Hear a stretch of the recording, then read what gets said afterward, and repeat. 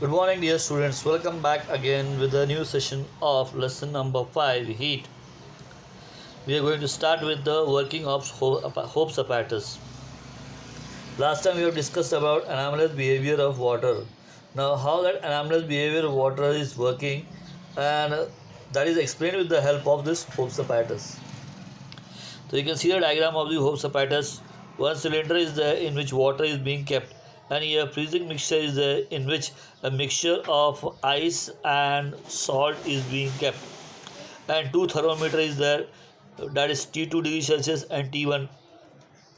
Here it is 0 degree Celsius and 4 degree Celsius. How it comes out to be, that is being explained here.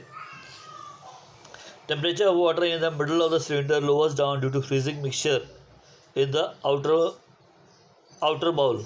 Since the temperature of water decreases, the mixture, its volume decreases. Here, because of this, the volume temperature decreases and the volume also decreases, and its density increases. The water with a higher density move downwards. Since water contracts, density increases. All the cold water goes in the downward direction. Therefore, the lower thermometer T1 shows a rapid fall in the temperature, and this continues till the temperature becomes equal to 4 degrees Celsius. When the temperature of the water starts decreasing below 4 degrees Celsius, now its volume increases and density decreases. Therefore, it moves now in the upward direction. So, till up to 4 degrees Celsius, cold water was moving in the downward direction. Now, after 4 degrees Celsius, now instead of cold water moving in the downward direction, now the cold water is moving in the upward direction, because now it is expanding, density decreases, and it moves in the upward direction. The temperature of water in the upper part T2 therefore decreases rapidly to 0 degrees Celsius. The temperature of water in the lower part T2, however, remains 4 degrees Celsius for some time and then decreases to 0 degrees Celsius. Now, dew point and humidity.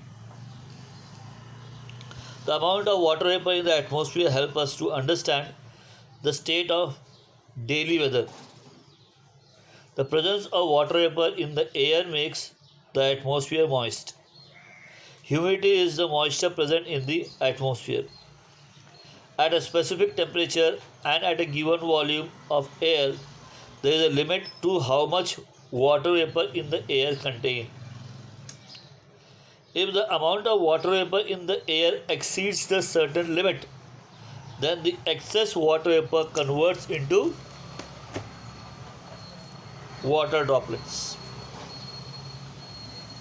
When the air contains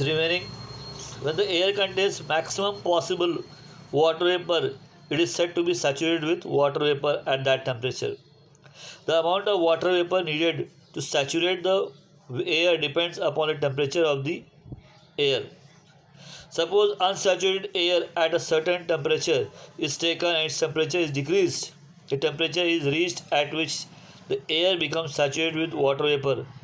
The temperature is called as dew point. Means at dew point we will get droplets of water. So at a particular temperature where the atmosphere cannot hold the water vapor, gets converted to dew drops. That temperature we call it as dew point. The physical quantity called absolute humidity is used to measure the vapor content in the air. Absolute humidity is the mass of vapor present in a unit volume of air. It is measured in kilogram per meter cube. Relative humidity is the ratio of the actual mass of vapor content in the air for a given volume and temperature at that required to make the air saturated with vapor at that temperature. Therefore, percentage of relative humidity is equal to actual mass of water vapor contained in the air in a given volume upon mass of vapor needed to make the air saturated in that volume into 100, and thus we will get the relative humidity. So relative humidity is a ratio, and therefore it does not have any unit. Relative humidity at the dew point is 100%. If relative humidity is more than 60%, we feel that air is humid. And if it is less than 60%, we feel that air is dry. The SI unit of heat is joule, whereas in CGS it is calorie. 1 calorie of heat is the amount of heat necessary to raise the temperature of 1 gram of water by 1 degree Celsius from 14.5 degrees Celsius to 15.5 degrees Celsius. 1 kilocalorie is equals to 1000 calories. That already we are knowing it. The amount of heat required to raise the temperature of unit mass of an object by 1 degree Celsius, called the specific heat capacity of that object, represented by letter C.